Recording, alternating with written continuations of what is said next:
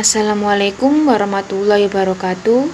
Perkenalkan, nama saya Arum Novia Putri Utami, NIM 135191006 dari kelas A1 19. Di sini saya akan menjelaskan tentang rancangan penelitian eksperimen teknologi farmasi.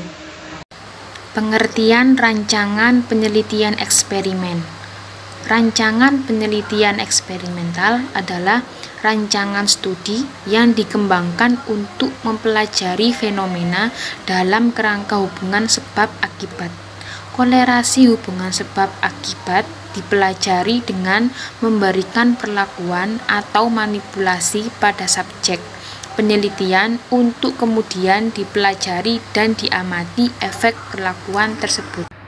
Terdapat 3 ciri esensial atau dasar dalam sebuah rancangan penelitian eksperimental, yaitu yang pertama, manipulasi suatu variabel, yang kedua, mengamati perubahan atau efek pada variabel lain atau variabel dependen, dan yang ketiga adalah pengendalian pengaruh variabel lain yang tidak dikehendaki. Jenis penelitian eksperimen terbagi menjadi 3, yaitu yang pertama, desain pra-eksperimental, yang kedua, desain eksperimen murni, yang ketiga, desain eksperimen semu. Desain pra-eksperimental yaitu rancangan penelitian eksperimen yang dirancang dengan hanya mempunyai sedikit saja ciri-ciri suatu desain percobaan. Desain eksperimen murni yaitu desain percobaan yang mempunyai ciri-ciri lengkap yang diperlukan dalam suatu percobaan. Desain eksperimental semu yaitu desain penelitian percobaan yang mengandung sebagian besar ciri-ciri penelitian eksperimen.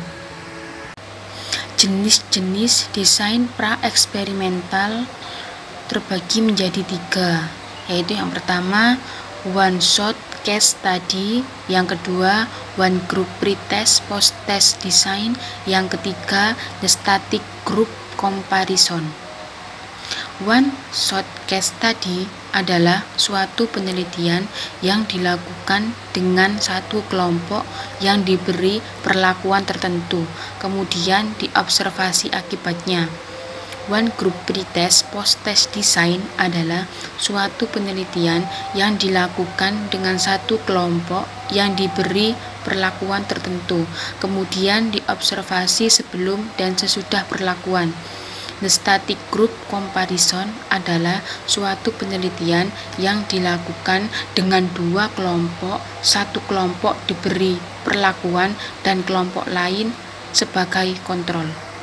Jenis-jenis desain eksperimen murni terbagi menjadi 3, yaitu yang pertama, randomized control group pretest post-test design, yang kedua, randomized Solomon for group design, yang ketiga, factorial design.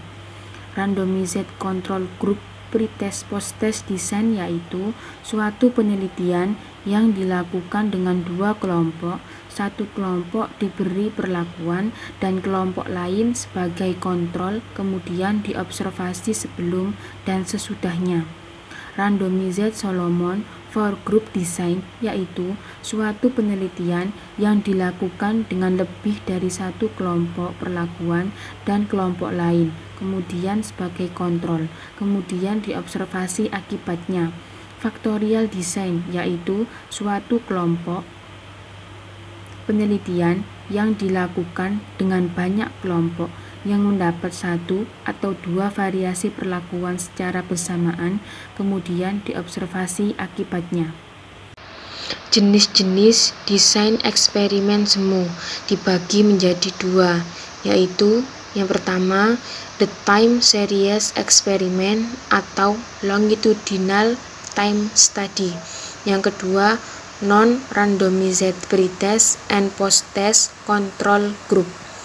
The time series experiment atau longitudinal time study adalah suatu penelitian yang dilakukan dengan satu kelompok yang diobservasi beberapa kali sebelum dan sesudah perlakuan.